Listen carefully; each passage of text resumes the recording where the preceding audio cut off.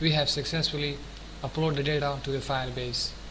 But right in here, I want that whenever we click on that sign up button and the data is uploaded to the Firebase, then we will push the user to the login screen. So let's go and do that. So for that, what we will do, we will just go up and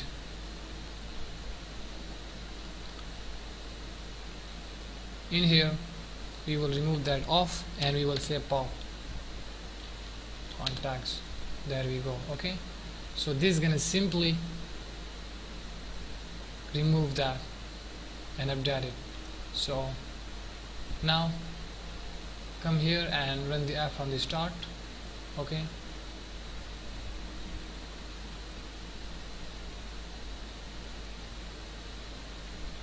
let's go back to the sign up, and in here now we will simply create another one for that user.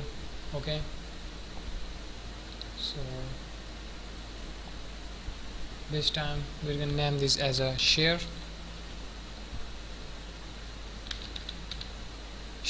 123, or you can enter any email 231@gmail.com.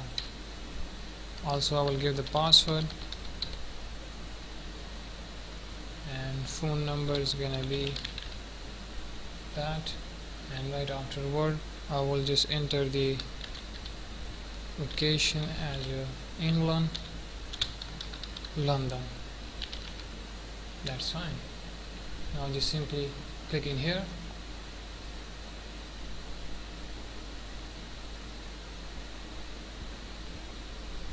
So there we go. As you guys can see right in here, now we are on the login page, and if we go to the Firebase, there we go. In here you guys can notice that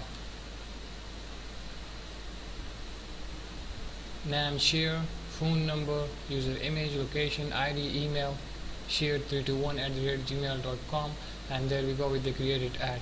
Everything is just right in here, right in the Firestore database. Okay, so it's working fine. And let's go toward the storage, also check. There we go with their image. Let's click on that. Okay, there's the new one, and there's the old user that we created just before. So it's working totally fine. Also in the storage, now we'll check the authentication. There we go with the share email 321@gmail.com. So now let's go back to the Android Studio, and we will end this video right in here.